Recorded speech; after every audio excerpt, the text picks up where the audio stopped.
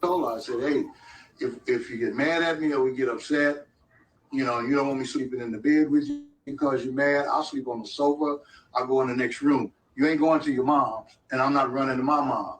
We ain't running and telling them nothing that's happening in here because this is between you and me. So, and I really believe that real strongly.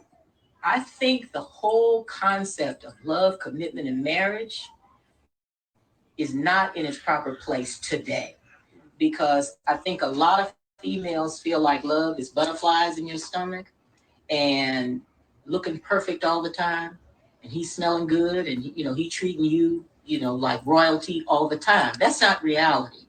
But a lot of women and men, I think, and you can correct me if I'm wrong, go into relationships with the wrong idea about what it comes with. Okay, and here's the thing that's different for us too. It's not just a feeling when you love somebody.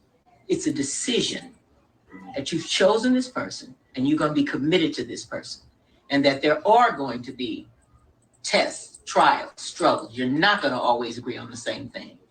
But today it just seems like the mind said, okay, this ain't working no more. I'm out. See, this is the thing. The problem I think with relationships today is people are too selfish. It's all about them. So I get ready to leave the house. He's got my glasses sitting on my purse. You see what I'm? When we got married, first got married, I All right, all right, all right, all right. So I'm gonna ask y'all first if everybody saw that video, and then second, what's y'all thoughts on it? That's real. Because nobody else should be in your business. No family, no mama, no daddy, no sister, no cousin, nobody. It's something that should be between you guys because at the end of the day, that's who you wake up to every morning. That's who you tend to. And some more. I'm sorry, but um, that's 100% like truth. Because the more people that you get in your marriage, the more say so they have, which really doesn't matter because they don't wake up with they don't wake up with you every morning. They don't take care of the kids with you every morning. They don't eat, sleep, and every morning with you. It's the person that you're with. It's your husband, your wife, Mm-hmm. and that's something I had to learn because sometimes I used to, call so and so, whatever, even his mom, try to get advice, and sometimes it'll just be too much. And I had to learn to just be able to work it out myself because that's who really matters, me and my significant.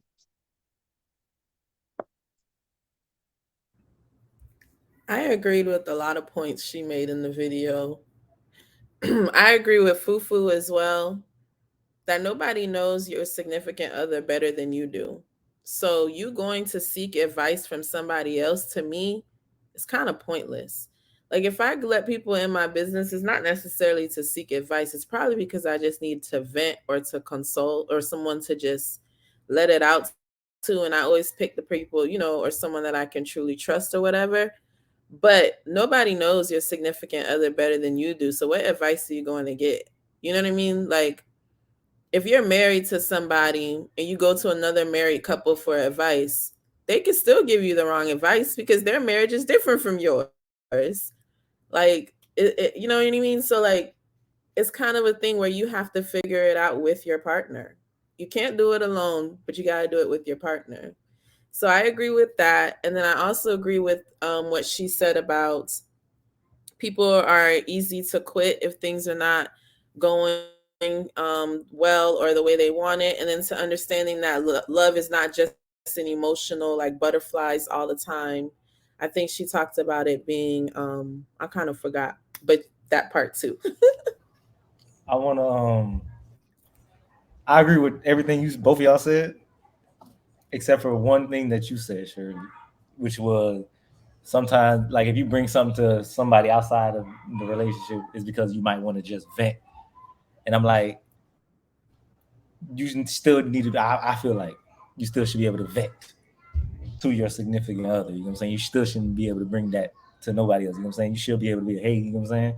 I ain't feeling this. You know what I'm saying? And I got this. I want you to just sit and listen, and then I'm gonna vent, and I don't need you to say nothing. You know what I'm saying? It still should be able to be in house.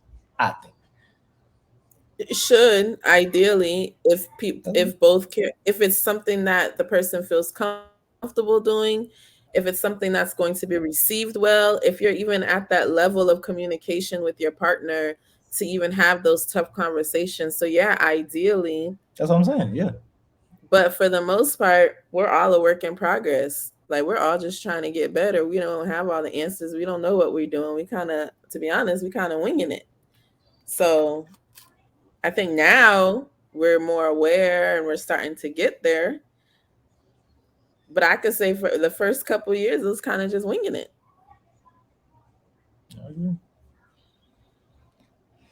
All right. Anybody else got any thoughts on this?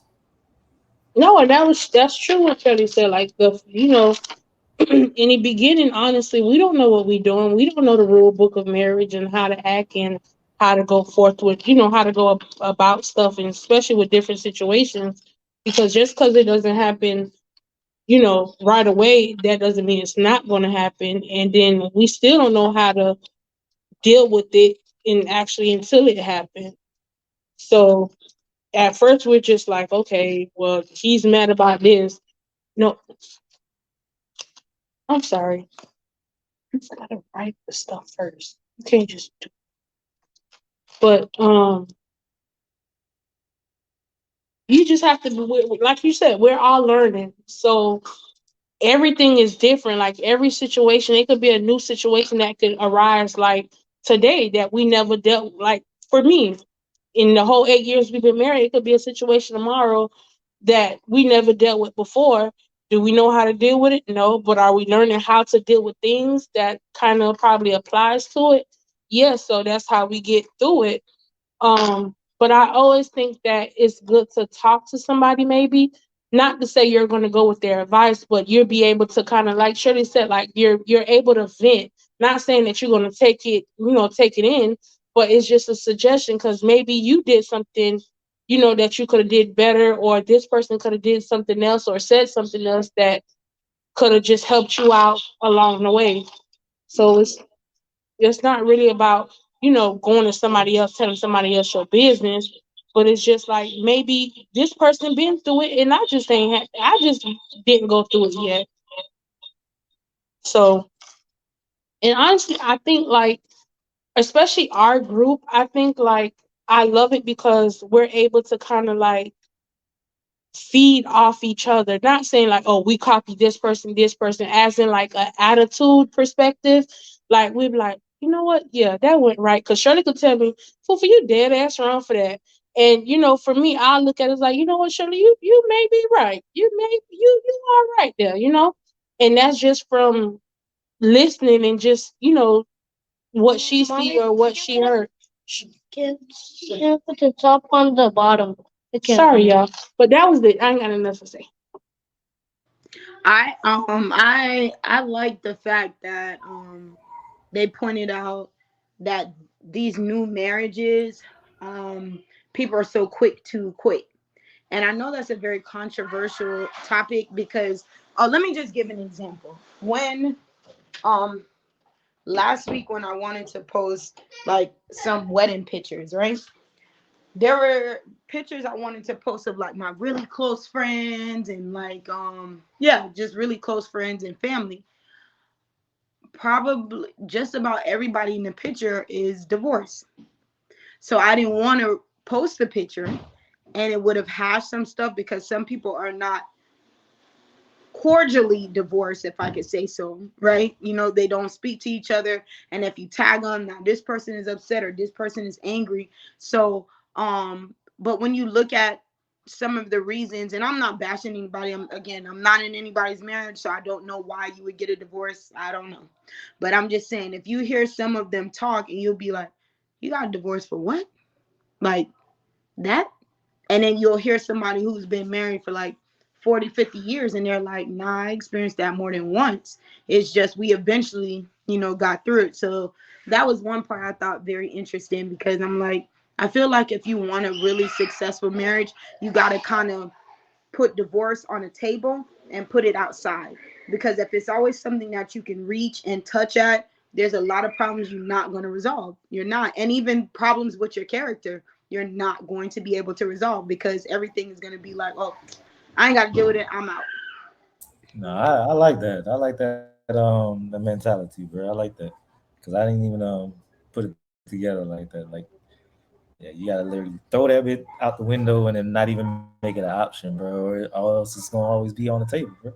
I get that. I like that. Or like you'll be able to, people call it manifest it, you'll end up manifesting it in your marriage from just constantly talking about it or constantly referring to it or constantly being, every time something's wrong, man, I'm gonna divorce you, I don't even have time for this, I could do better by myself. You just like speak the thing into your home. But if you just say, you know what, this is not an option, we will discuss further on, like Shirley said, you know, you're still learning, we will discuss one day and we discuss further on.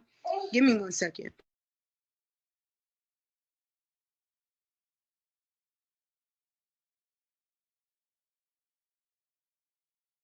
I almost yelled. I'm trying to hold my composure. But now I lost my train of thought. Go ahead. I lost my train of thought. My God. So while we got Front V 24 that just logged on, go ahead and introduce yourself while you just jumped on the chat. Welcome to see I'm you. in the building. Can y'all hear me? Yep. Awesome, man. Yep, Franz V24 in the building. I'm outside today, so I can't really uh, get the camera turned on just yet. But as soon as I get a chance to, I will. But I'm just listening into the conversation. As always, beautiful thoughts and perspectives.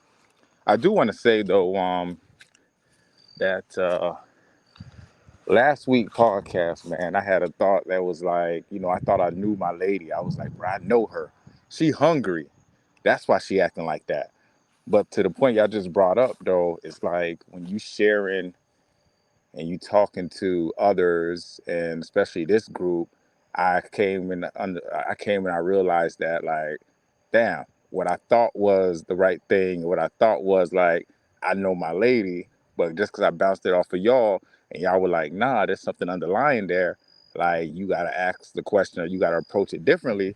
So I felt like, yeah, although nobody knows your significant other like you, and sometimes you may think you handling the situation correctly, but when you talking to others and you talking to other people who are married and some folks who got more experience than others in the game, you can still learn from those other relationships and what they've been through. So while I do think no one knows your significant other like you, I still feel like it is still good to like share what you're going through with others because you can still learn from them and their relationships and then bring it back home. I I just want like to say that. that. I like it. All right. Um, Just say that I love how every week that Franz does join and he happens to be on the following week, he always brings back something that he actually learned from the podcast. I love that for that's the him whole and point. for, I love it because I Well, know. imagine how much he would have learned if he was here on the mother week. Ah, Hell. You so petty. So Petty, petty. petty. So petty. Yeah, she is petty, bro. I think you need to show no emotions. She need to put Miss Petty. That sounds fitting for real though. all No, right. Well, all jokes aside, I agree with Cassandra, France. Yeah, I do like the fact that you're growing and then you bring back like what you thought about or reflected upon after engaging in our discussions. So kudos. Appreciate that, man. Just trying to grow, man. So I gotta add every single nugget I can get into what I'm doing. fuck with it. Um, on this note, Cassandra, I'm gonna toss it to you. We did a good dub of talking on an icebreaker, so it's all on you now. So, guys, so this week it's interesting that that's the icebreaker that Cliff chose because it kind of plays into 1 second in our some means or form or fashion within our 30s, and then so that means we all happen to be millennials of some sort or some fashion, right?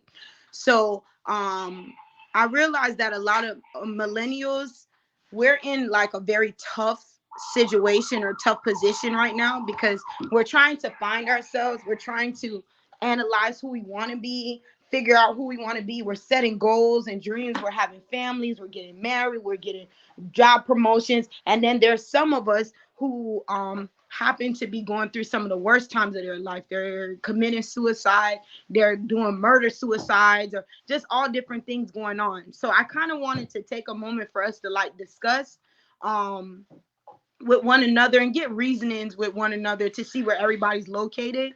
Obviously, we can't always save everyone, but if we can try to help somebody or talk someone off the ledge or help someone to view things a little different to help them go through life, then I feel like we did a good deed for the day or a good deed in your life, period. So the first question I had today was did I screenshot them? I don't think I screenshot them, but you can put it on the screen clip.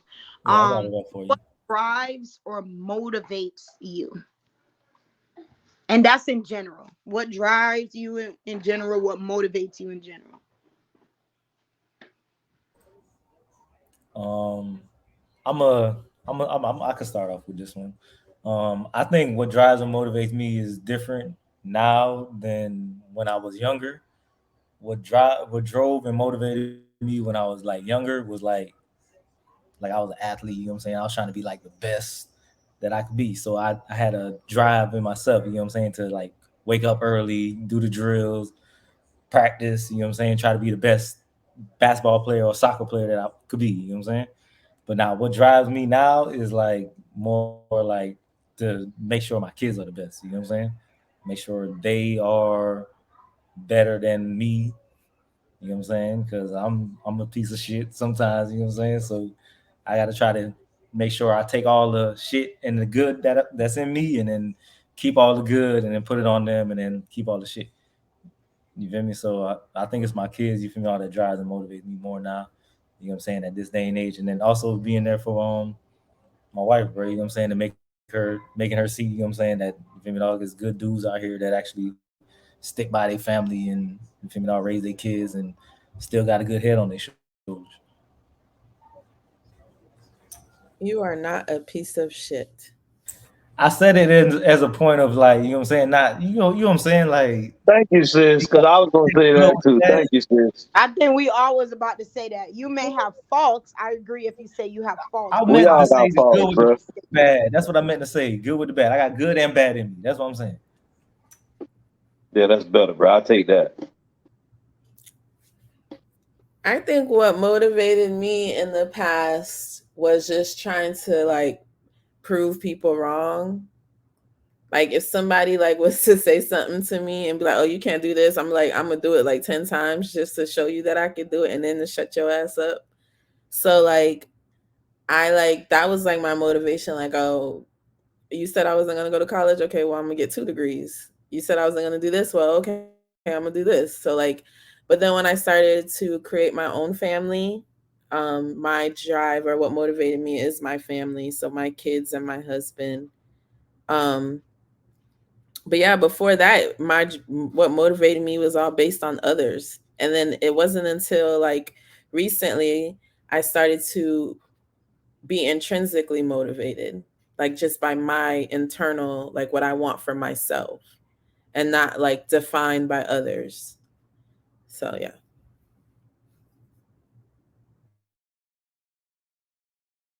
I love your point, Shirley. It's gonna lead us into the next question, but I'll hold off on that. I love your point. Go ahead, Zeke.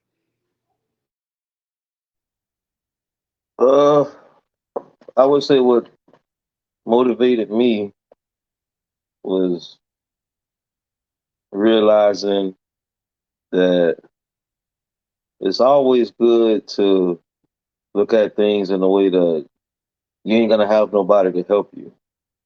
You know, so I kind of, I ain't gonna say I definitely look at things, even more like that, now, so to speak. That's my mind frame, to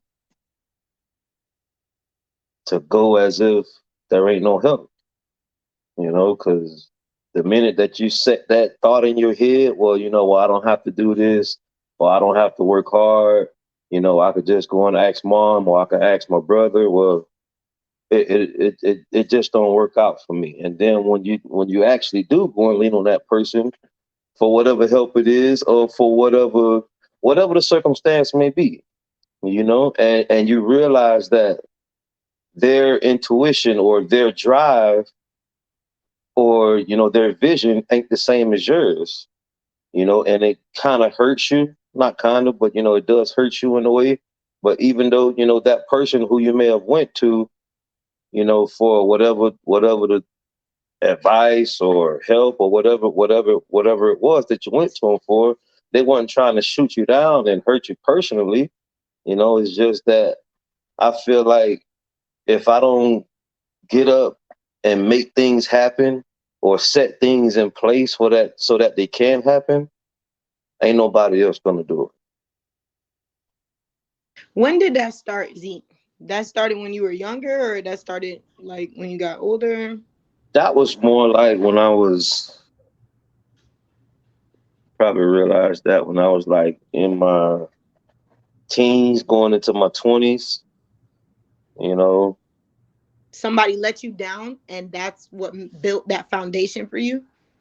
I wouldn't say it was because I was being let down. I would say it's more of like a security tactic, you know, because don't get me wrong, I'm not saying, you know, I've been let down all my life, but what I'm saying is if I look to lean on myself, I won't have to worry about how the next person thinks, or if they're gonna, what's the word I'm looking for? Or if they're gonna approve of what I'm doing, or if they're gonna back me up on what I'm doing. You know, So I know go ahead. So it's more like self-preservation, like you were trying to protect yourself. You could say that. Yeah. You could say that. I think you made a good point of like going to somebody and then realizing that they don't have like the same mentality as you or the values as you. You mentioned something like that, and it clicked for me. And I thought in my head, at what age do you start to realize that the people that you have so much trust and faith in, because they were the ones leading you, at what age did you realize, like, damn, this motherfucker is toxic or something is really, like, I'm going to be like very transparent. I started to realize around, I think about 26, 27, that my mom is not like the hero that I thought she was, because now I'm starting to get to know her on an adult level. And I'm starting to realize that you didn't do it all right, and you still ain't doing it all right. And the way I'm trying to be in my life and how you're doing things is not quite measuring up, you know. So like, not to on your But Shelly, you can't. And I'm sorry. not But to Shelly, take nothing away from nobody, you know. yeah, Not to take nothing away from them, but that's just not what's siding with me, you know. I don't. But That's you not guys what I'm. That's not the direction I'm leaning in, you know. Yeah. But you guys are adults, though. You feel me? You got to remember, because it's different now from how back in the day they were brought up from what we is now. You know what I'm saying? So you have to look at it as like she didn't know. Honestly, she probably didn't know no better. You know what I'm saying? No, Like, especially. absolutely. Give me a second.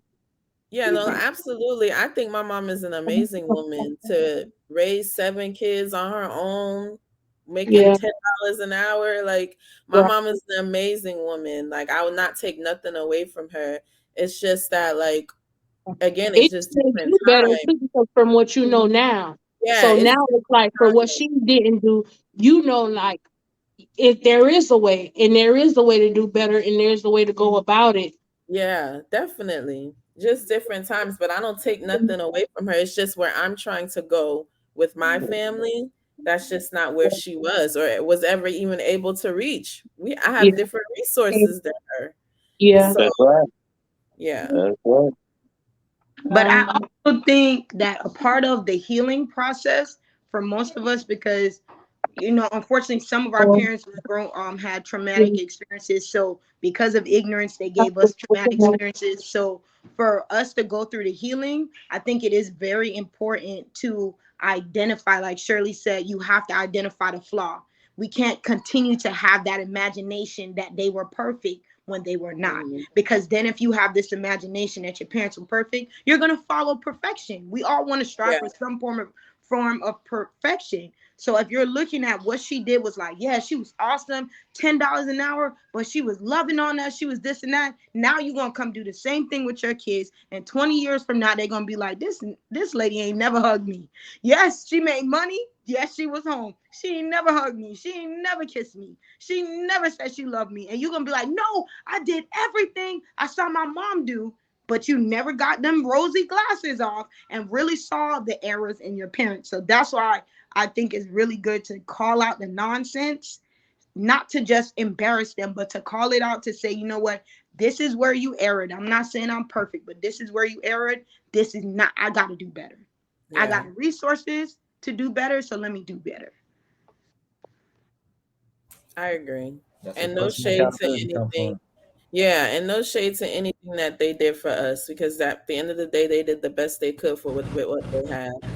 That's right. That is right. 100%. And I was in the gym. I'm in the building. Damn, well, them kids a lot of work, man. Why Franz always act like he doing something with the kids or with Tina before and after the podcast? You, I'll be trying to give her a little break. You feel me? Father of Bro, the they year, working man. hard over there, Father of man. the year is the award he's going for. He's going for Father of the year. Bro, they working hard over there, man. Trying, man. And I applaud my brother.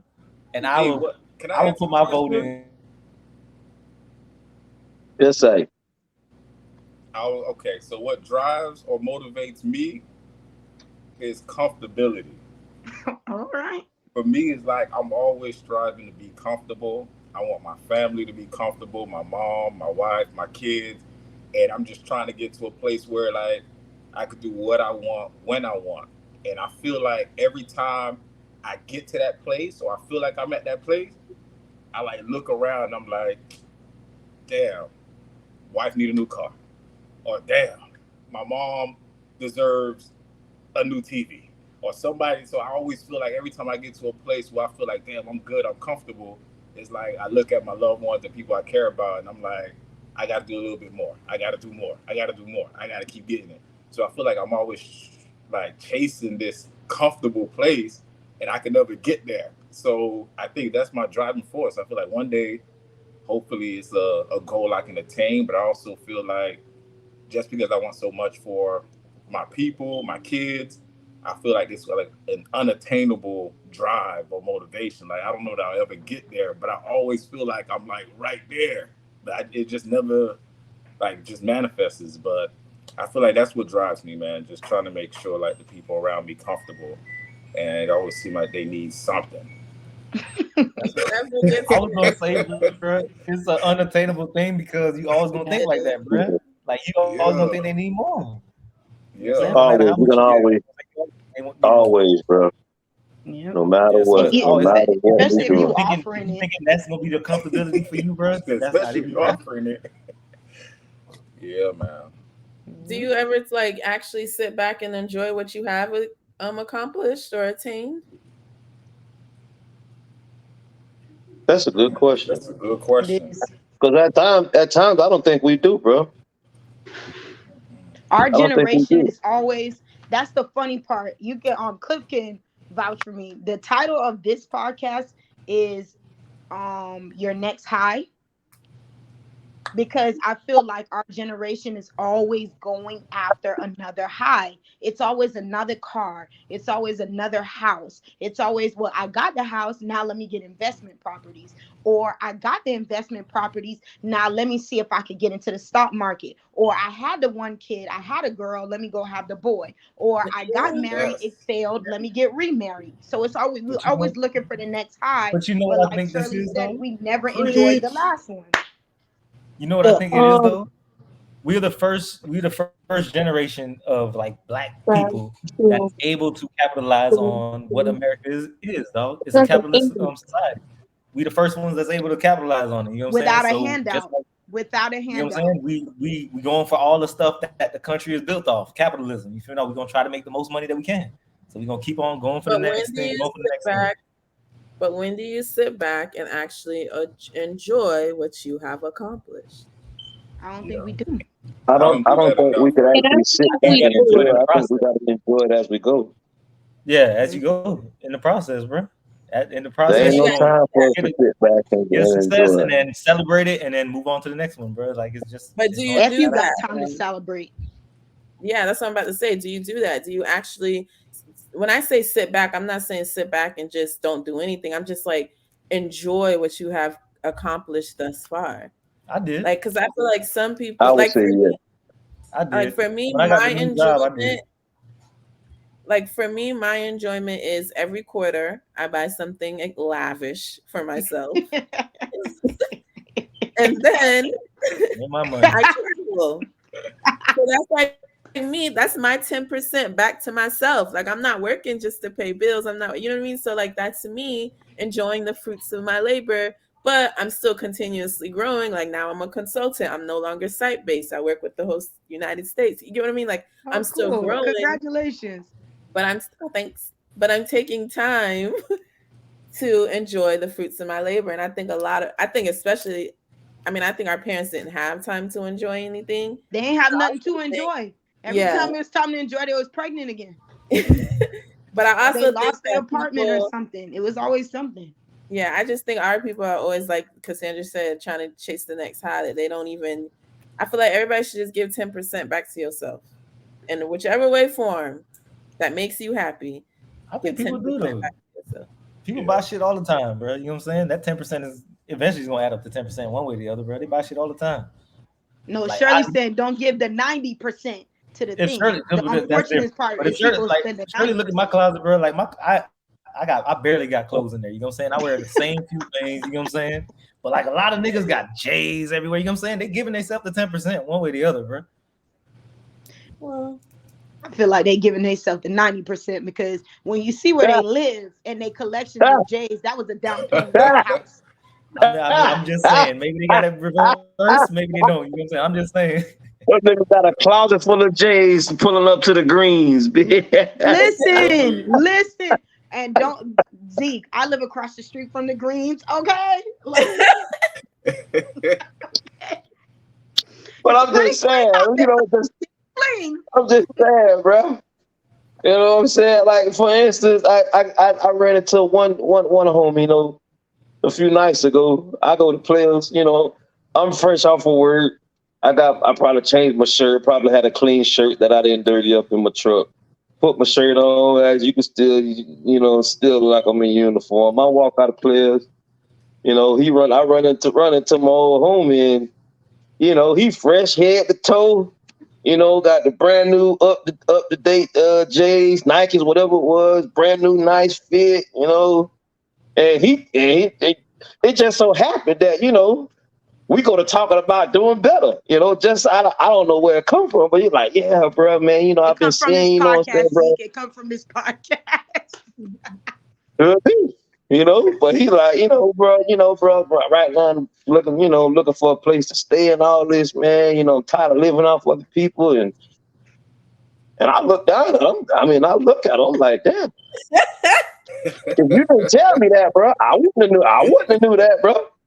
You know what I'm saying? But then, you know, he goes to say, you know, man, I'm just tired of this shit. I gotta get my shit straight, man. I gotta get my priorities right, man. You know what I'm saying? I'm living off a damn female. I ain't got no house to call my own, you know. And I'm sure he probably wanted to say well, I ain't gonna say he wanted to say, but what I wanted to say, well, damn, nigga, not to leave out, bitch. You fresh from head to toe, bitch, and you ain't got nowhere to live, bro. You know what I'm saying? Like, bro, that shit don't even match, bro. How the hell? You know what I'm saying? That don't even go together, bro. I mean debonair fresh, you know, casket sharp. Debonair. You know, I'm like, debonair fresh. I'm like, God damn, nigga. Yeah, but you know, but that just goes to back up the point. You know what we all talking about. You know, like, bro, what drives you, bro? What motivates you, bro? You're gonna Yeah. be going from woman to woman all your life, living off different women. You ain't not only do you not have a house that ain't yours, but you ain't even got an apartment to say, this my own apartment, bro.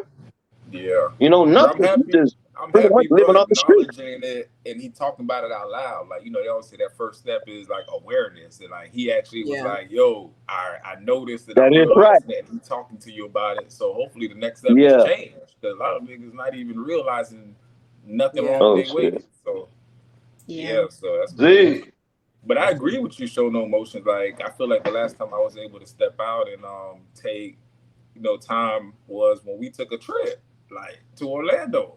And after that, it's been constant running. So I definitely think like more like time to decompress, vacations, like getaways. Those are the kinds of things that I feel like I needed.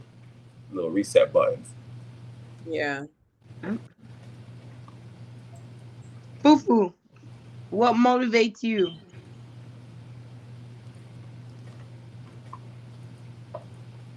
I think what Left motivates me the most is my kids. Um, just realizing like I lost my mom when I was like 21. Um, and she was a great mother. So from what she taught me, I knew I had to, you know, do right by my kids because that's what she did. So let me not say just my kids. Like, the passing of my mom motivates me. Because I knew once she passed, I wouldn't have the luxury that, I had previously. Um, and if my mom was here, I know um my kids would have it all also. But the fact that she's not here, like I know I gotta do better. I know better, so I have to do better. Um and I'll say also, like my husband, when he's ready to do something, he put his mind to it and he does it. So for me, I'm like, I need to be the same way. Um and I think also what motivates me is like necessary people that's in my life right now, and not saying like it could be the littlest thing, like, hey, it could be the littlest thing, like, they do something, or I see that I'm probably lacking, or whatever the case may be. I try to do better.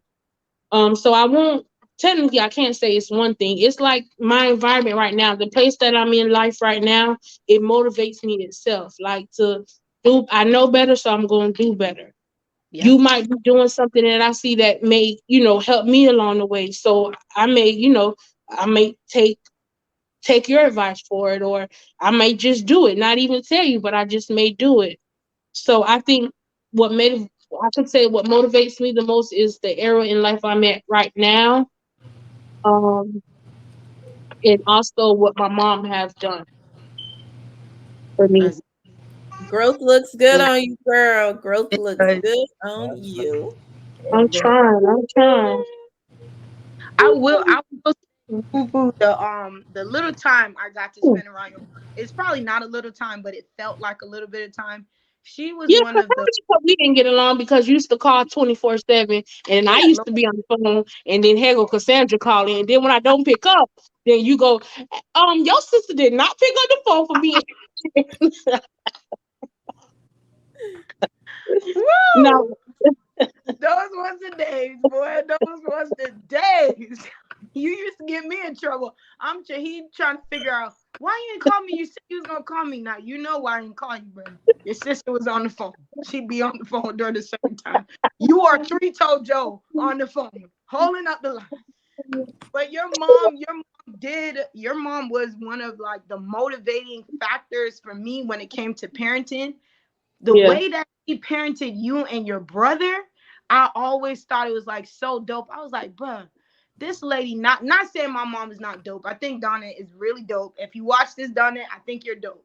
But um, your mom was like, she was not only your friend, she was like your peace of mind, and she yeah, was your sounding board. She was my sounding board at one point, like, but a little bit before she passed. Like, I could come to her and talk about stuff, and I'm not with her son. I'm talking about the new dude I'm with, and she would listen. Yeah. Like, I remember when there was a situation, well, they hear me sharing my business, but prayerfully it helped somebody.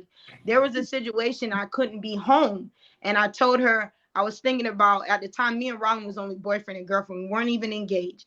And I was telling her, oh, I think I'm going to go stay at his house because I can't stay home right now. She said, because I know I'm a different Haitian mother. I need you to understand that. Every Haitian mother is not like me. They're not going to respect you if you come live at their house. You come live here. And I'm looking around because I'm like, maybe she was tired and she didn't mean what she said. And she was adamant. She said, no, come live here. And she let me stay at their house rent free. I am not dating her son. I am not dating her daughter. Nothing. Never questioned me about money, nothing. Made sure if she cooked, like, there was a plate for me. So I admired that woman so much. So much. She was a woman of her word, and she was such an honorable mother. So a lot of times, some of the things I'll be sitting down thinking, like, what is it going to look like to parent adults? And I just look at the time she did that little time of parenting adults that I watched her do, and I take that in. But yeah, I just wanted to lighten the load, so I said that. But what drives and motivates me now is, well, what drove and motivated me before was the applause. Like, I lived and bred the opinions of people and the applause of people, because that's kind of how I was raised. If I was doing bad, it was spankings, it was getting yelled at, it was punishment. But when I was doing everything, quote unquote, I was supposed to do, it was applause, it was bragging on me, this, that, and fourth. You got your cousins hating you because they think you the perfect cousin, they think you the perfect kid and stuff. So I lived off of the applause of people. The older I got, what started to motivate me was, like Shirley was saying, it was more internal thing. Like, I was like, man, there's one day that I'm gonna have to stand before God on my own. Am I gonna, when I present myself to him, am I gonna just be presenting a big mirror of what everyone else thinks about me or what everyone else sees? Or am I gonna present myself as who he called me to be? So more now, I take a moment back and look and be like, is this really what I want to do? Or am I doing this now because it's going to please somebody? Am I a good mother because I want my kids to applaud me? Or am I a good mother because you're supposed to be a good mother? Am I a good wife because I want Rylan to go on social media and brag about me? Or I'm a good wife because you're supposed to be a good wife? So, yeah. Oh, Lord. I like that. I like that. And I like that. I heard one of them kids banging on the door, man. Right. I'm Let gonna me applaud in. all of y'all. You hear me knocking? Let me in. I'm gonna applaud all of y'all. I think love the it's people because you asked guys me have to host, become. bro. It would have never happened had I not been hosting. They embarrassing me, bro. But that leads me to the next question. I'm actually gonna do the third question second, Cliff, because everybody kind of brought up the third question, and that question is, how can one achieve without outside reinforcements, or is it even possible to set goals or pursue dreams without reinforcement? How can we achieve without positive reinforcement? Is it even possible to set goals or pursue dreams without the reinforcement? So that goes back to where because I think we all mentioned it at one point or another. We were doing stuff for either our spouse, our kids, the opinions of people, comfortability of others. It was always something about what somebody else was going to benefit from us achieving a goal or pursuing a dream. So is it possible to without any of that still be able to achieve dreams? I think it is. Because, like I said, my first part, the stuff I was achieving was all strictly off of me. Like, I was trying to be the best basketball player that I could be, you know what I'm saying? Just to be the best basketball player I could be, or soccer player. So I think it is. But I think as we get older, you know what I'm saying, we get more like attachments, you know what I'm saying? So like you get people you trying to do stuff for, you know what I'm saying, or people you need to do stuff for. But like when you're younger, you know what I'm saying, you don't got no attachment. Your only attachment is your parents, and your parents are supposed to take care of you. You know what I'm saying? So like pretty much I don't got nothing holding me. I can focus on doing the best I can do for myself. But as you get older, you feel me, like you start to get a wife, a kid, even if you ain't got a wife, you know what I'm saying? You got family members that got kids, even if you ain't got kids, so you're an auntie or uncle, like you know what I'm saying? It's different. It's the attachments when we get older. Yeah. So But I agree with you. I think it's possible. For me personally, I can't see that light at the end of the tunnel of being able to do and achieve without the reinforcement. And I think that stems from my childhood. I feel like my mom sort of ingrained in me because she'd always compare me to others. So I would always, like, in my mind, I felt like I always had to like seek her approval, seek her positive reinforcement that I'm doing a good job, try to make her happy. So I felt like as I was always being like compared and I had stuff to live up to, like she sort of set goals for me and I was like, okay, I got to go do that. So I was like always seeking her approval. And then in adult life, like you said, which I agree, that you start now you got people that you want to do things for. So I think it just ended up transitioning to, okay, I think my mom good. I think I got her set up, but now I got a wife and I got kids, and now I want to make sure that they good and they good job. Or if I'm, you know, the fruits of my labor, I want to see it. Like I want to see if I'm working hard, I want to see the reward from them 60 hours that week. So I feel like I'm always looking for like, you know, the reward now. So I think it's possible. I just can't see it for myself right now. Just given, I guess, my environment. do you think that's your purpose, Franz? Do you tie your purpose to being a provider for your once mom, now it's your wife and kids? Like that's your purpose in I think life? most men do though, but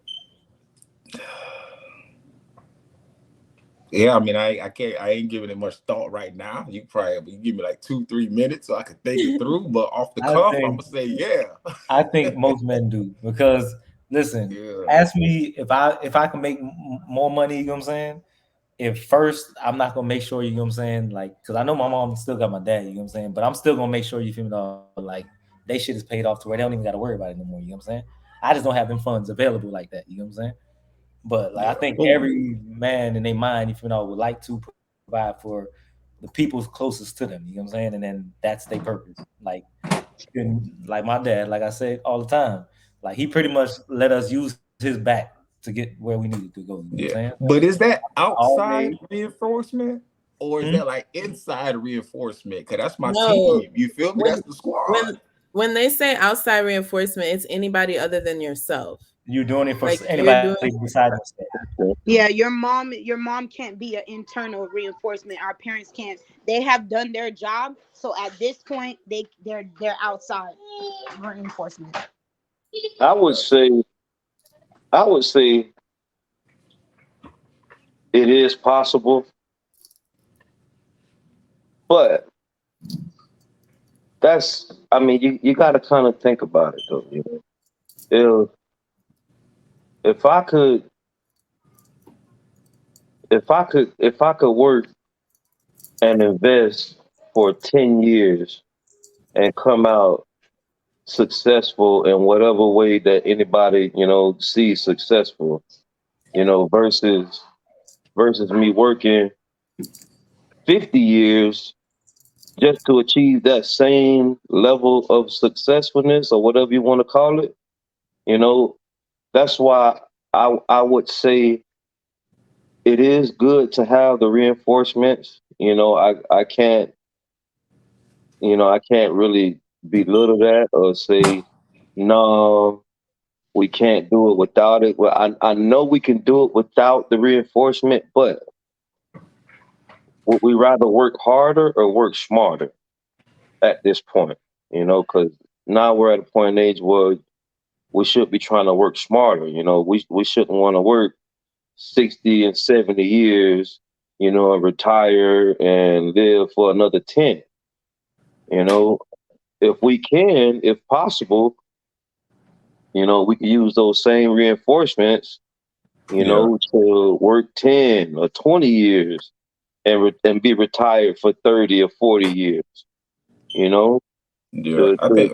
just to reach that same level, you I think it's know. a good point you bring up because you think about pay raises, you think about merit increases. If you a small business owner, your own business, you think about having one van to grow But into. You can have 3, 4 vans. If you even are if it's not, IG, you want yeah. likes, you want more followers. Like that's reinforcement on like you achieving this growth. Like you gonna want. But even if it's not material wise or money wise, you know what I'm saying? Like I said, whatever successful is to, you know, successful to this couple right here might be, you know, just a happy mom and a happy dad spending time with their kids. You know, they ain't got 4 or 5 businesses like you or me, or got this going on, or got X, Y, and Z going on.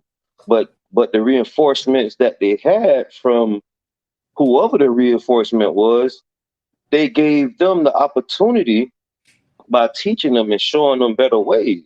You Hmm. know, rather if they took them or not, you know, that's up to them. You know, but if we could get that help, you know, to do better and get further in life with the time we have, I see why not.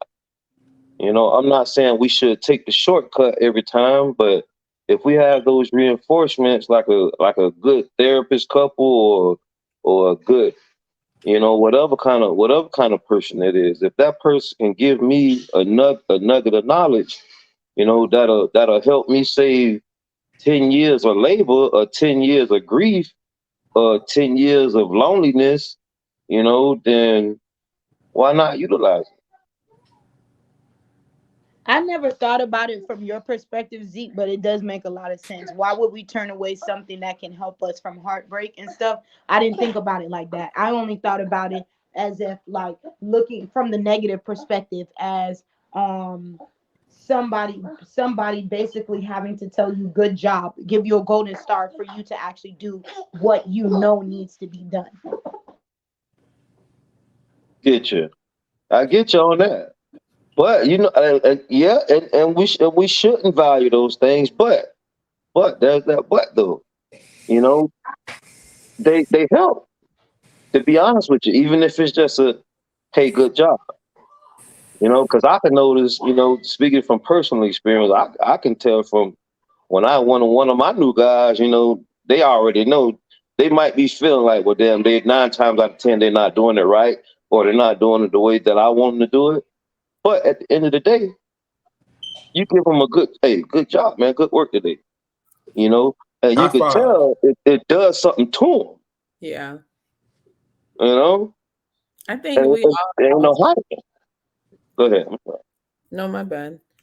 I was just gonna say that I think it can be done, but it's very rarely done. I think as human nature, we need reinforcements. And I think everyone people say like, oh, I don't do anything for anybody, I do it for myself. We all do something for somebody or for something. Like I feel like there's always something or someone Some that's kind of way. And yeah. you are one hundred Some percent outside right. driving force. 100% right. You may not be giving them $100, you know, but you might have gave them some verbal advice. Well, they probably valued 100 times more than $100. I know for a fact I have. You know, and that's what it be for me. That verbal reinforcement, you know, just to help me get some clarity, you know, and it takes me a long way, and it also takes that person who's giving it to me a long way in my eyes, you know, for them to actually give me that reinforcement, just to assure me like, hey, look, you're on the right track, bro. You know what Yeah. I'm saying? Invest in this, invest in that. You know what I'm saying? And just stick with it. You know, and wait it out. Just be patient. I You mean, know, just think about like even a job. Like let's say you start a new job or like for me, for instance, because I transitioned to this new role and I'm in a new job, I look for feedback to know if I'm doing the right thing. Is this how you guys want things done? Because this is new for me. So I feel like Like that's the type of reinforcement that I need to make sure that I continue to be successful in my role. So I just feel like there's no way of avoiding it. You're always going to need some type of reinforcement. Mm-hmm. I agree with that. I agree with that too. Personal, marital, regardless. And we may not look You for can't. it, but I agree with you. It just ain't no way to avoid it.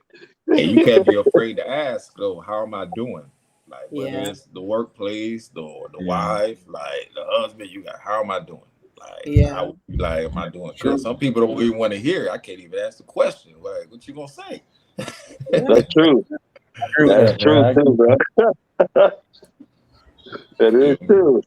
So do you Oh. think there's specific reinforcements that we could do without? Like, do you think we can do without our parents telling us like great job, but we can't do without our spouse or our kids? I think they're all the same. Like just because I'm gonna take it off me personally, bro. I would have loved my people to be like, bro, like you did good on this, you know what I'm saying, or you did good this way, or you feel me on that from time to time, you know what I'm saying. But you know what I'm saying, just like now, you know what I'm saying. I still, you feel me, dog. I want my wife to be like, hey, you know what I'm saying. I see you work, you feel me, dog, and I applaud your effort and I appreciate you. You know what I'm saying. That you still want it, bro, one way or the other. You know what I'm saying. It's still, I think it's like a human nature thing, bro. Like you want some kind of validation for like the effort you putting in, bro. Whether it be like a trophy or you know what I'm saying, whatever, you feel me, that comes with the thing, bro. You want some kind of validation for it, bro. I think it just transitions to different like people based on who's the most important in your life. Like when you're younger, you want that validation from your parents. Now that I'm older, to be honest, I don't really need that validation from my mom anymore. Like I'm an adult now. She did her job. So I don't really need I'm not here to impress her, do anything for her. Like I love her, but that's not my job anymore. So now the validation I would need is coming from my husband and my kids. I think it just transitions as you get older to like, yeah. Yeah, I agree with that thought. Me too. That it transitions and it depends on who it's coming from. Like for me, like if like just say Cliff or Zeke pull me to the side and they, yo, bro, like that wasn't a smart move. Like you either check yourself or bro, you should have did it this way. I'm like, okay, bro, like y'all, I know y'all got good intentions for me and y'all looking out and I value y'all opinion. And I'm like, okay, and I respect y'all. So I'm like, okay, I hear that. But if someone else would have approached me and said it, depending on where that person stand, I'm like, yeah, bro, like, all right, cuz I got you. And then I don't even hear it twice. So it just depends on who it's coming from, like where that person stands in your life, how you hold that person, how you value them, and what their intentions are for you.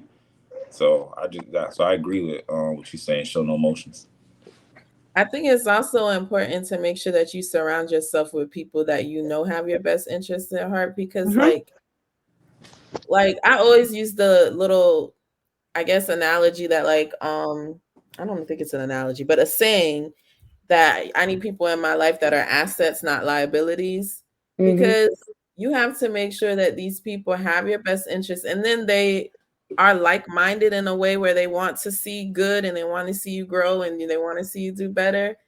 Like you'll be surprised how you have some people around you that are just comfortable with where they are in life and just don't understand what you are doing or what your goals and what your aspirations, because we outgrow people, you know, just like we outgrow situations, you outgrow relationships and you outgrow people.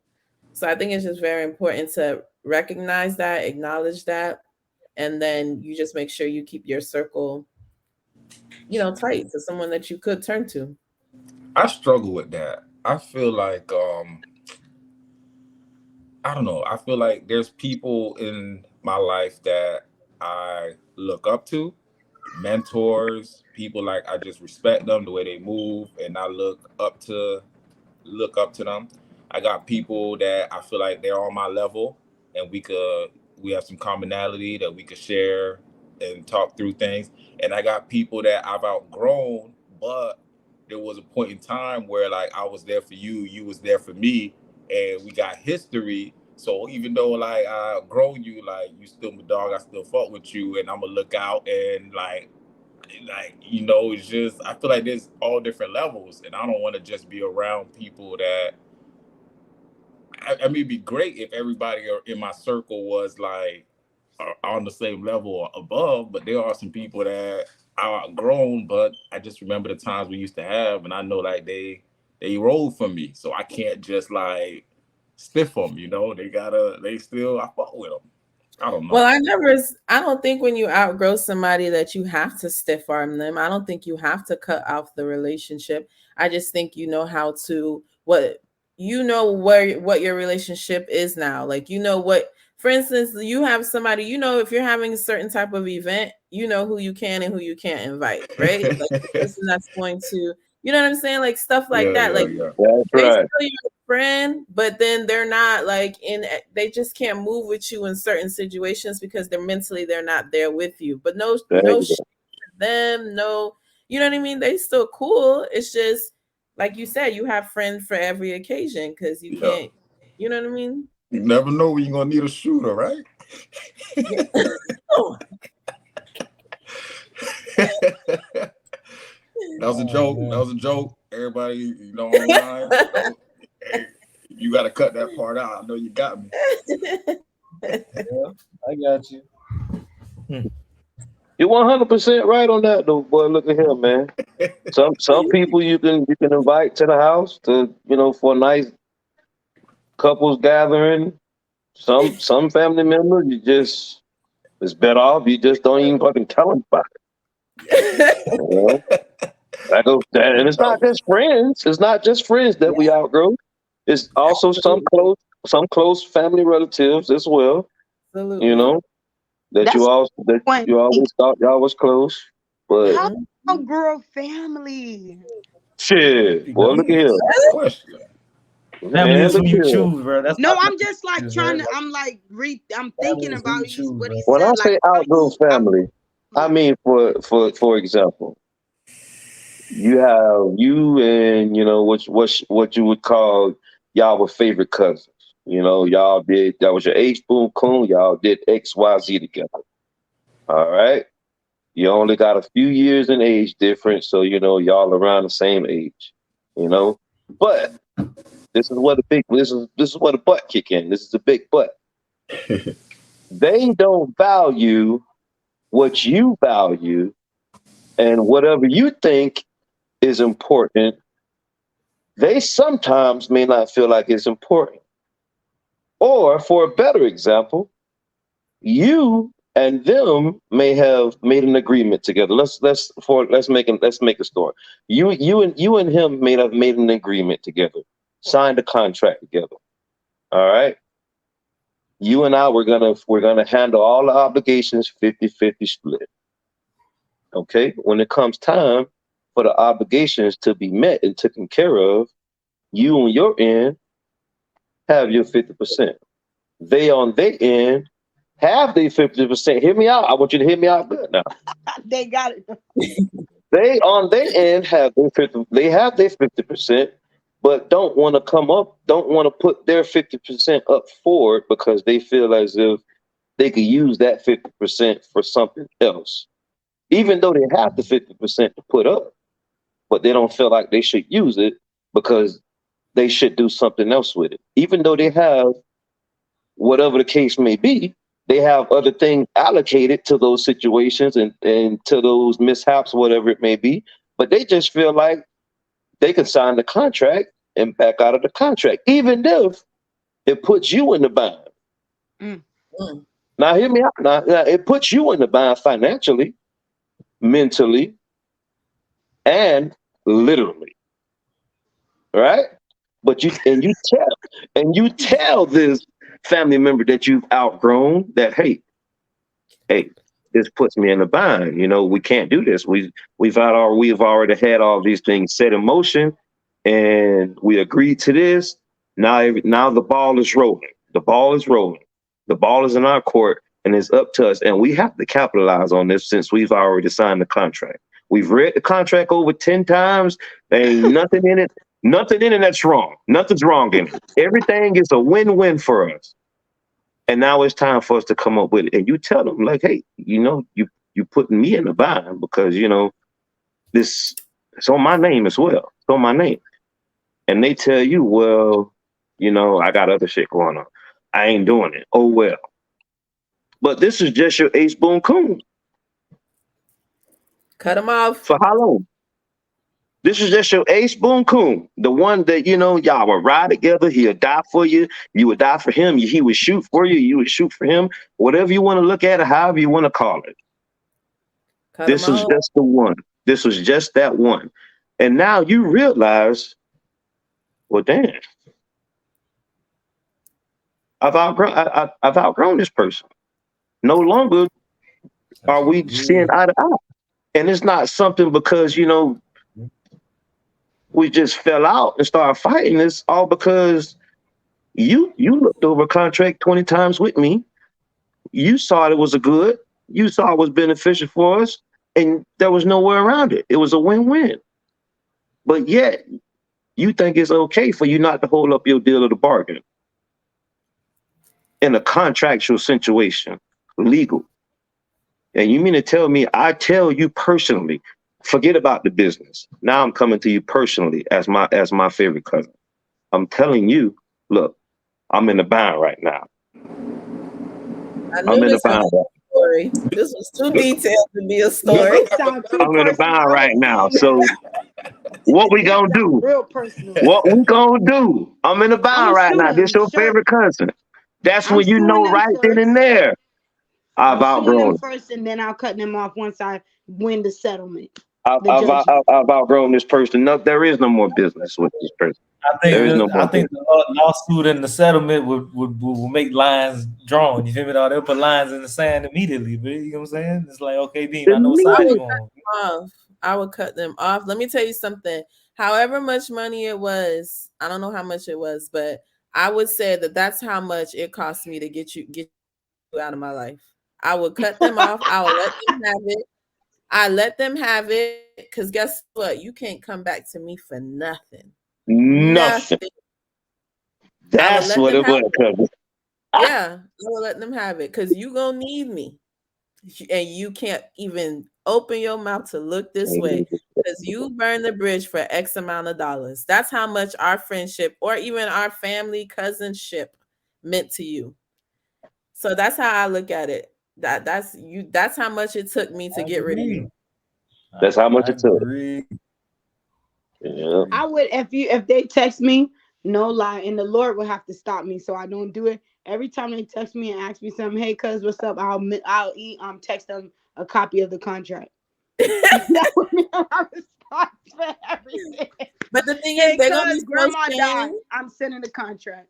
They're gonna be so ashamed that they're not gonna even contact you because they know they're wrong. No, you know, They're gonna some do people a are third very person. vocal. Yeah. They're gonna ask Some people are they're gonna very ask vocal. one of your nephews or something like that to ask the money for you. Yeah. For them. And I'm gonna tell. But no, just to piggyback on what we were saying, like how do we outgrow people? Yeah. That's Family, definitely, yeah. definitely family. I think anybody, you have to set boundaries with everybody in your life, I feel. Yeah. I feel like people, especially family, oh my God, I feel like they use this family and I'm family. Oh man. They think they can do whatever they want. And I feel like, yes, your family. Yes, I love you. Yes, I'll have your back. But I will not let anyone take advantage of me just because of a title. Yeah. So we're going to set some boundaries. Or I'm going to see how much it takes or how much it costs to get you out of my life. That's it. How much it costs to get you go. There it is. I think that's the price. That's a hard. It's a ideal situation, but it's a hard situation, judging from personal experience from me, right? You know what I'm saying? Because like show no emotions, no, you know what I'm saying? Like I cut family off too, you know what I'm saying? But still it's still a tether, you feel me? Because I grew up with my cousins, we always lived like 1 year after each other, you know what I'm saying? Like grew up. And then we all hung with each other, you know what I'm saying? So like it'll be hard for me to just like literally just cut family off, and then because I'm like, bro, I grew up with you, and like it's some kind of string, even though I don't want to deal with the shit, you know what I'm saying? I still be like, okay, Beam, like, bro, like do this, bro, do that. Whether you take the advice, no, yes, whatever, but it's still gonna be something there because we grew up with each other. So that's why I say it's ideal, but it's still situations where it can be like weird. He ain't done with me yet, Cliff. That's why I call you big brother. He ain't done with me yet. I'm trying to get there, bro. I ain't got there yet. You know what I'm I saying? just feel No, like I'm not we saying in should this. be I'm not saying in this case you reciprocated. got to do it. I'm just saying, you know what I'm saying. Certain situations, bro, like it's like I may not be able to give you money no more or whatever, you know what I'm saying. But like we family, Set bro. You know what I'm saying. I'm still boundaries. finna hook up or like whatever I can do to make sure you good too. You know what I'm saying. No, definitely. Again, when I say like cut off, I don't want y'all to think that I never speak to the person ever again. Like I feel like that's what y'all It's a thinking. hello and I'm goodbye. saying you exactly like you're no longer here. Now I got to bring you here and set some boundaries to make sure that this never happens again, type thing. Whereas once you could have probably hit me up for any and everything. Now you no longer have that privilege.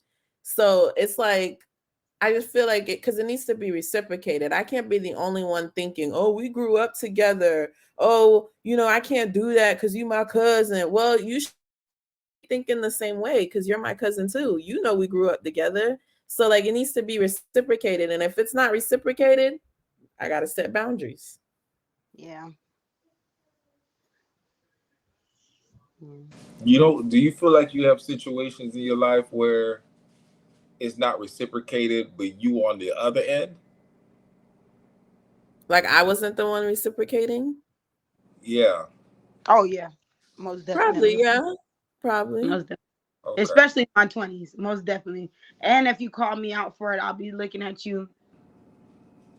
Okay, well, if that's the case, then who knows when the time may turn? Like right now, like I got it, I'm doing well, you hitting me up, and I feel like, okay, I'm gonna have to just show love because there may be a situation in the future where I need you, and it's not gonna be reciprocated, where I'm gonna be on the receiving end of that. So it's like that's something you gotta tread lightly sometimes too. So I would never cut somebody off for something that I would do to them. You get what I mean? Like if it was, you know what I mean? Like so if that makes sense, like I have no right to get mad if I would turn around and do this. Like who am I? Like that's ridiculous. I got you. Yeah, so like it would have to be, and then it takes a lot too. Like I would have to have already had a conversation with you and explain to you how I feel, and you did it again. Like then I'd be like, well, come on now.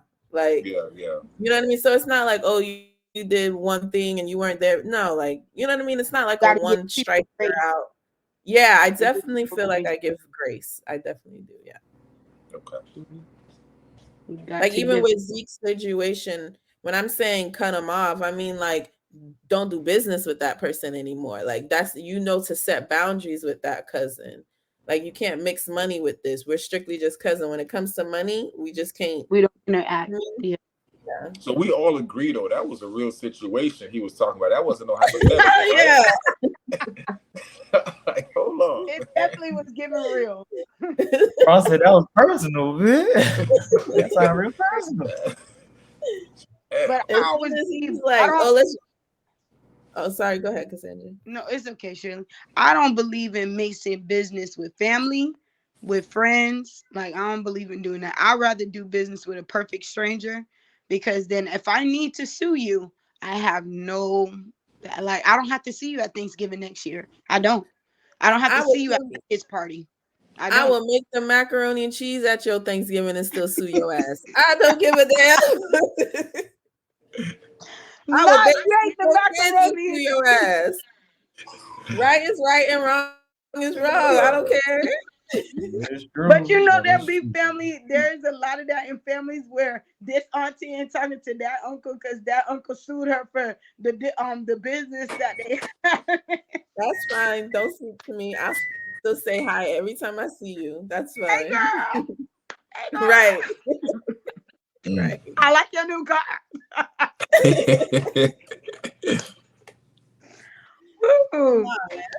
Right is right, wrong is wrong. I don't care who you are. And I'll still treat you the same. Hey, babe. No. Oh man. But we're doing pretty good timing, so we could do. I wanted to hear Christopher and Zeke's answers. Maybe they'll come back on. But you can put the last question, Cliff. All right, let me slide that last question up. Money wasn't a factor. What would you do with your life? Island hop, or I'll visit every single country in the world. All For your whole life. 76 of them. Yeah, you could go to some of them more than once. I'll be on every cruise, every. And my kids will be global citizens. So this question takes into account of like where our situations are right now, or like if money wasn't a factor, period. You know what I'm saying? Like, okay, we got like I got kids. You know what I'm saying? So is it taking into account? Oh, do I have kids still? You can answer it both ways, Cliff. You can answer it both ways. So, like for me, if I still got kids, I'm still gonna. You still do the same thing? I mean, if I still got kids, I'm probably not gonna do it like where. I mean, if money's not the thing, bro, so that means you don't got to pay for it. Mortgage and nothing like that. Yeah, I mean, I'll probably be doing the same shit though. Like, I ain't gonna lie, bro. Like, I would be trying to make my kid better than me, bro. Like, if I still got kids. If I don't got kids, then it's probably traveling, you know what I'm saying, and seeing what the world is about and seeing different perspectives, or creating some shit, because I like to make shit. I used to like to draw and stuff like that, so I like to make stuff. So I'll probably just be making stuff. And you're good at it. If money wasn't an object and I did not have children, I would spend the rest of my days going all over and preaching the gospel of Jesus Christ, like legit. Because then I don't have to worry about paying bills. I don't have to worry about none of that stuff. I can just really share the gospel of Jesus Christ. But if money wasn't an option, and with the kids, I would still do that, of course, but then I would also try to focus on making my kids become like more well-rounded citizens, and that spiritually and mentally. So like being able to contribute more to their life. Like right now, because money is a factor, I don't spend as much time as I would like with my children because I have to work. And I feel like my influence on them, I could have a greater influence if I didn't have to send them to somebody's school for 8-9 hours. So if money wasn't a factor, I probably wouldn't. My kids would not be at anybody's school. The hard nut life would be their teacher, and like they would explore, you know, so they could be well balanced. Yeah. I feel like mine will be a combination of both those things, man. Like I certainly want to travel. There's a lot of places I haven't been. Get to see the world, eat different, things, and just see different cultures. But also, I like giving back, and I want to be able to like help out kids and help out like communities that ain't got it, and share with them different perspectives. I certainly would, and I still feel like I can do this now, but I just haven't been able to make the time because I'm on a smaller scale. Money. Yeah, on a smaller scale, even like, go back and help mentor some youth, whether it's like youth football, youth basketball, talk to some kids who ain't got no father figures in their life. Like those are kinds of things that I aspire and I want to do. So certainly if money wasn't a factor, man, I'd be giving back, just being around, talking to them, and just, That's good. I mean, we could do it. Yeah. We could do it together. On a scale, we could do it together and contribute, like take time out, see what we could donate, and not just on a holiday, like try to get a event going where we can like mentor kids, even if it's just like a 4-week mentorship or something.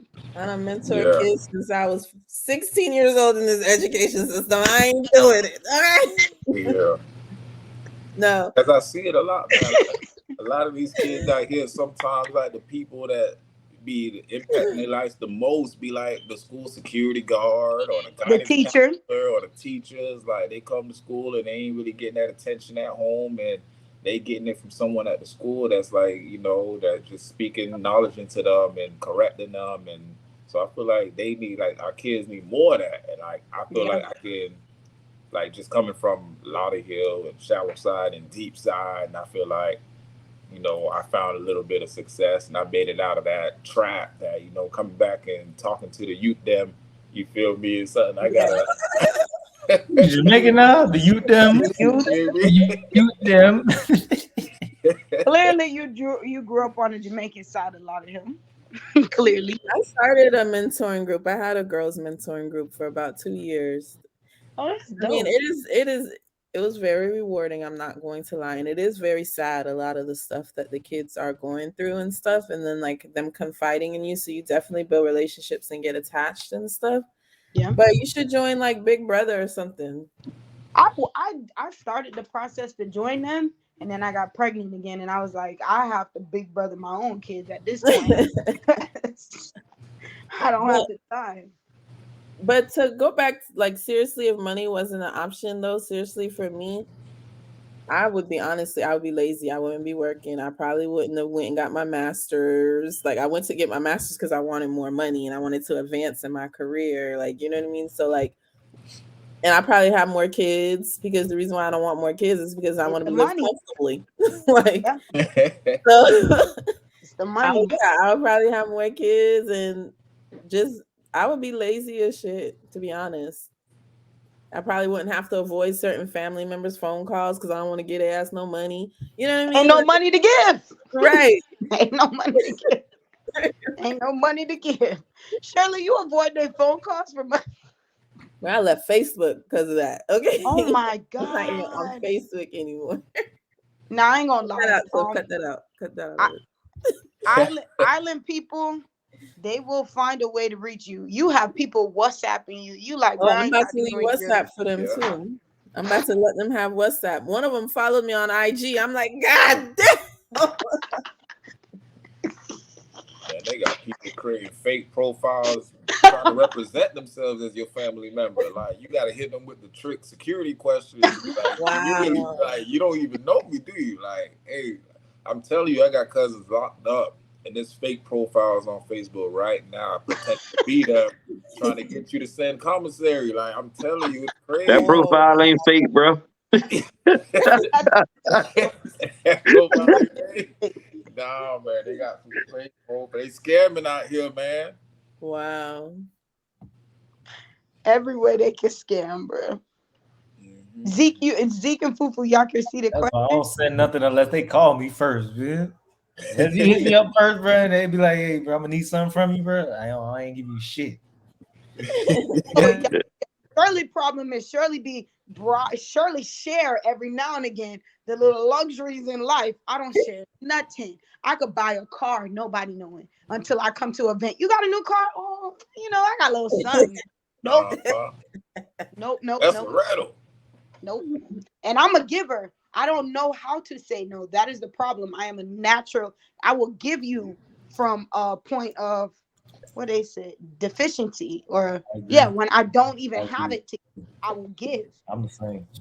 So, no, not no, Shirley, because you ran off give, of like, and I give, and I don't want nothing in return or nothing. You know what I'm saying? Like, I just give, and I'm just like my mom. My mom gave too. Just give. You get burned out. People could burn you. True, but that's what I'm saying. Now I've learned to put like some boundaries up. You know what I'm saying? And be like, okay, I'm not gonna do too much no more, like, and deplete myself. You know what I'm saying? But yeah, before, bro, I was like, fuck it, bro. Like, here, go. You need $20. All I have is $21. You can have it. I ain't got it. Yes, you do. I ain't got it. Not and today. now your family's finna come to Instagram and find you. Ain't got it.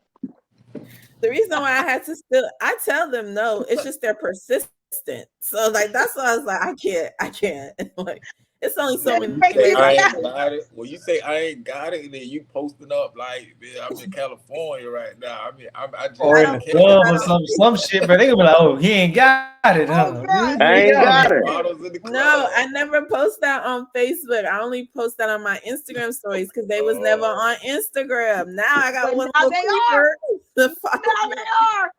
And now they got that close friends feature too. Like like they even got to see you posting nothing these days. Yep. Like you can cut people. That's crazy.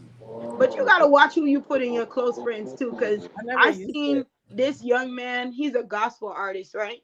And a lot of people didn't know he was a homosexual, right? And he kissed his boyfriend on his close friends. Do you know that some of the people from his close friends video recorded it and released it to the networks? Wow.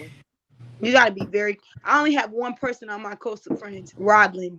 So that's how you know mine is very, very weak. I don't even I know how to send You use to it. know how to set that up though. I don't I either. post my shit. My shit go to everybody. There ain't no close friends or nothing. I post my shit to go to everybody. Like, It took me a I little don't while to know figure it out. trickery or My age sorcery or was what y'all got going on. yeah. I send my husband stuff I wouldn't want nobody to see. Like not talking about nobody, Why but you don't just text them though? Like Yeah. Or I'll send that bit no, private. They do a I like private that message. You part. can send a private thing to them. Hmm? You can send a private thing like when you're trying to share something from Yeah. Instagram, right? You could do it. You could share it private to that one specific person. Cliff, I don't want to send something that I know if it gets on the internet, I would die. Okay? no, but why you don't just Oh, text them? If it's then just yeah. going Why in you there? don't text it? No, because I like that action where he be like, babe, where do you at? So that's why I do it. But other than that, I'm very That's true. All right, Rodlin gonna slip add to your story one day. I had to show him how to do it. He didn't know. He didn't realize how to add to stories. So thank God. Jesus. Had you out here in the Technology getting complicated though, bro. There's so many features in these apps, man. I'm trying to figure it out. I keep Y'all the know basic people can steal your iPhone messages. That's why people use WhatsApp because it's not encrypted. Oh. Yep, they can go on messages. Someone stole my Facebook page once. They hacked Yeah. it and changed everything into like Arabic writing. Well, I went through hell getting that page back. It's so hard to get it back. So hard. You just feel like I think that's why Fritz gave up most of his last page because he couldn't get it back. Yeah, He it's couldn't so get hard. it back. But Zeke, you see the question? Yes, I do see the question. I can read Cassandra.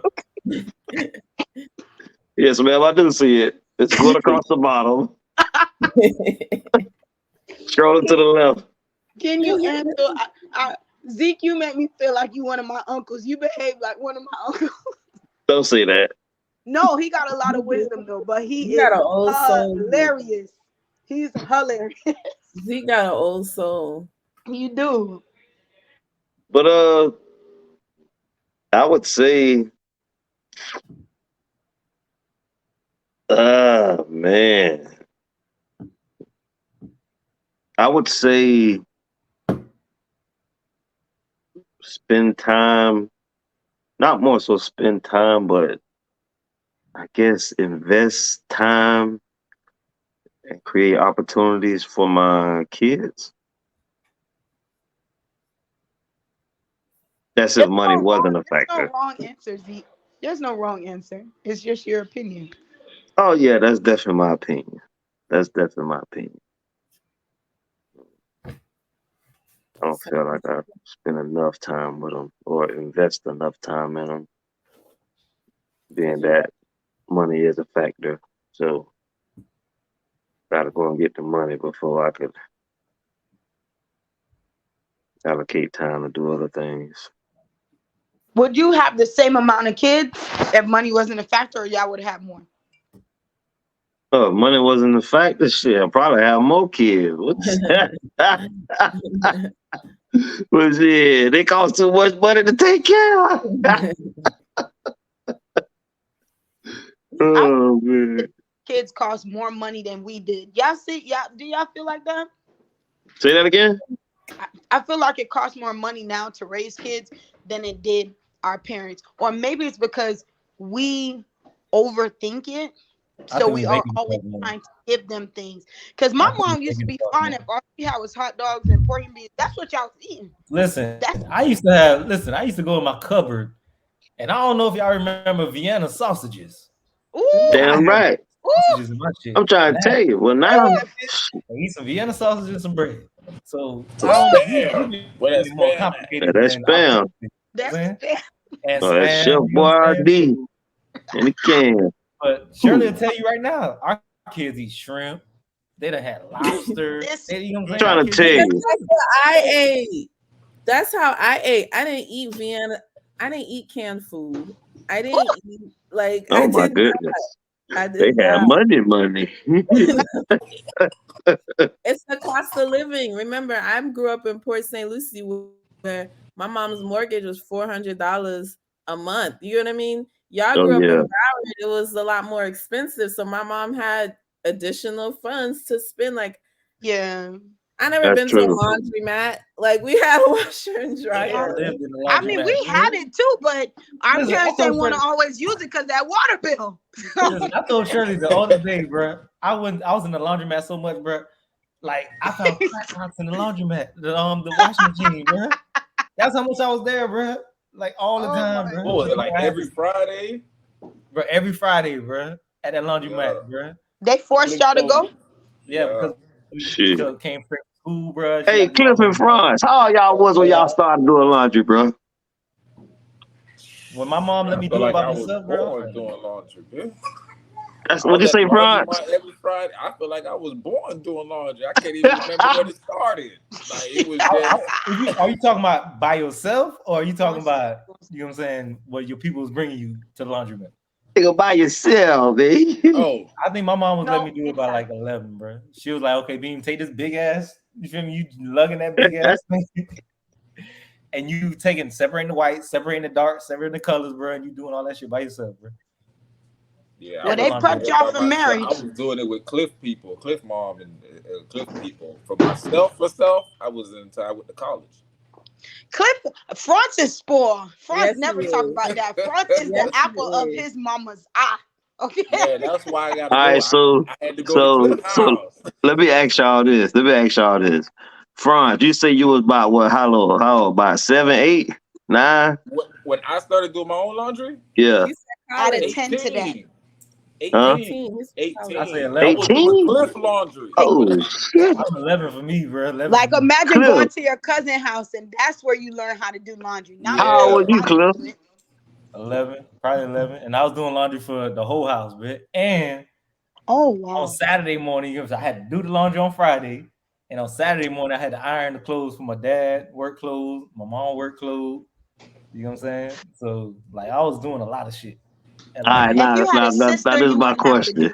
If I had a sister, yeah, she would have been doing that. You know what I'm saying? Yeah. But you know what I'm saying? So how are y'all boys gonna be when y'all start pushing that responsibility on them to do laundry?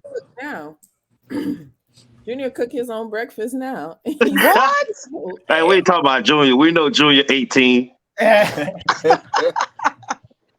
We know Junior got a job. We know he work at the school. We know. As soon as Junior can get tall enough to put the clothes in the washer, he gonna wash clothes. Because he put his clothes in the dryer. He puts the clothes in the dryer. He just can't reach the washing machine yet. Listen, I bought Junior a kitty dustpan, broom, mop. You know what I'm saying? From Amazon. And as soon as he could lift it up, bro, he's on it, bro. Like you're gonna be self-sufficient, bro. You're gonna take care of yourself, bro. That man, the word. Go tell you. I think you do a big disjustice, Zeke, to your boys if you don't start training them early. Because then they're gonna have to get stuck with one of these hood rat girls who throw their stuff outside and damage their stuff because they can't do nothing on their own. Nothing. That's real. You gotta be self-sufficient. That's real. I tell mine all the time, boy. I ain't trying to cripple them. Yeah. You started them already, though, doing laundry and everything? Taking the trash out. Yeah. Damn, doing work in the yard. Yeah, you gotta teach them early. Laying brick pavers. whatever. Right now, my 10-year-old, she washes the dishes. My husband officially said he ain't washing no more dishes. He got a whole 10-year-old in here. He don't wash dishes. So me and her wash dishes.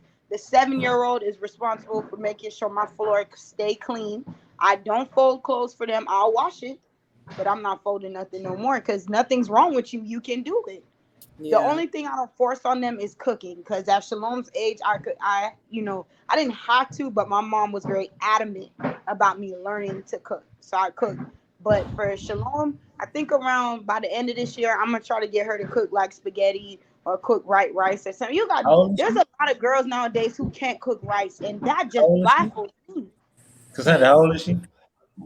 Shalom is gonna be 11 in October. Man, I was already making hot dogs, and you know what I'm saying? I was frying hot dogs, frying spam, putting it in Gotta sauce. tell you, bro.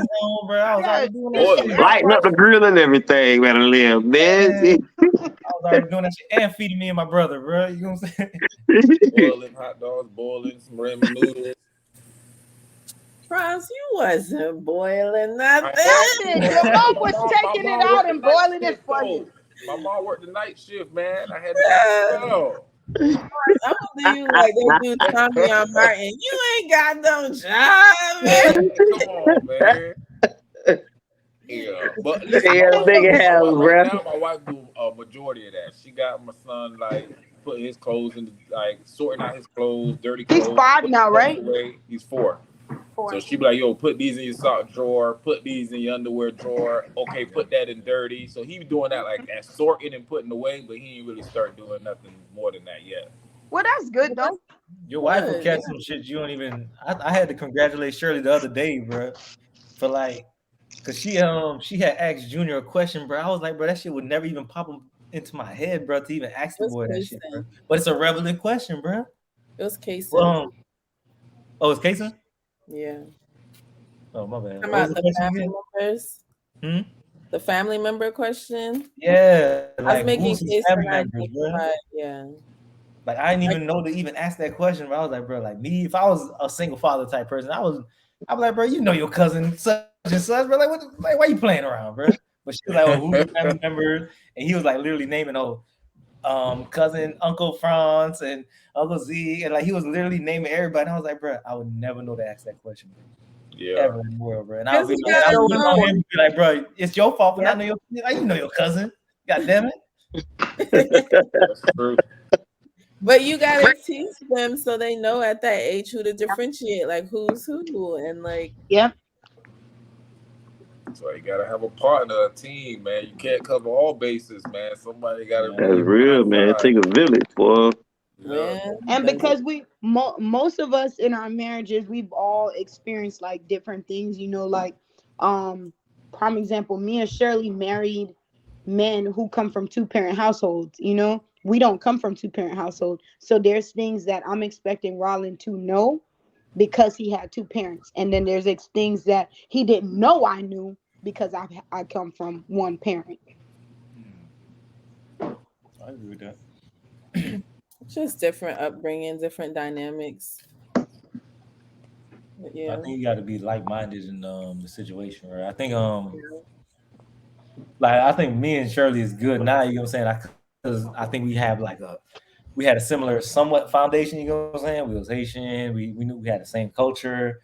Like she wasn't like a single parent to her fault, you know what I'm saying? Her pops pretty much like passed away, like, you know what I'm saying? It's like it was more family structure with her and stuff like that. So like it was more of a same mentality, bro. Like I think if you have a same mentality, bro, and it's still not the same situation, y'all can move towards the same goal, you know what I'm saying? But if you got like a single parent person coming here and then a parent with person with both their parents coming here, and the single parent person is like they ain't see no good dudes coming in out their mom life the whole life, and then the person with 2 parents, bro, got both of their parents. They're like, okay, Beam, this is what a man's supposed to do, and the person with the parents gonna be looking at it like, nah, bro, like you feel me? I don't fuck with this shit, dog. Like there's gonna be a lot of back and forth between that shit, dog. What's so funny over there? Cause Cliff says dog at the end of every sentence. That shit dog. Or you dog. You feel me, dog? I be. Dog pound gangster. Okay. I I will try to clean up my vocabulary, dog. I feel you, dog. Dog. Dog. I'll try to clean up my vocabulary. You know, we have people who don't know us that watches the what you post on the page, Cliff. Mm. Well, I don't know. I don't know if you guys know this girl named Christina, but I seen that she made a comment like, "Oh my God, I love the friendship and the conversation." Do y'all know her? Yeah. What's her last Yeah, it name? was, Christina who? I think it was Jay. No, not Tina, not your wife, not your wife. No, you said Christina? The Yeah, one that it's was like- the roommates with Ernest and them. The white girl, Christina. Oh, okay. okay. Yeah. But I Yeah. don't know her. I don't know her. So The ones I that just gave thought that was the dog interesting. to. Yeah. What? I know What? what you talking about. The one you gave King to. Oh yeah. Oh yeah, yeah. Heard. King was a good dog. Don't bring up King, man. I miss my dog, man.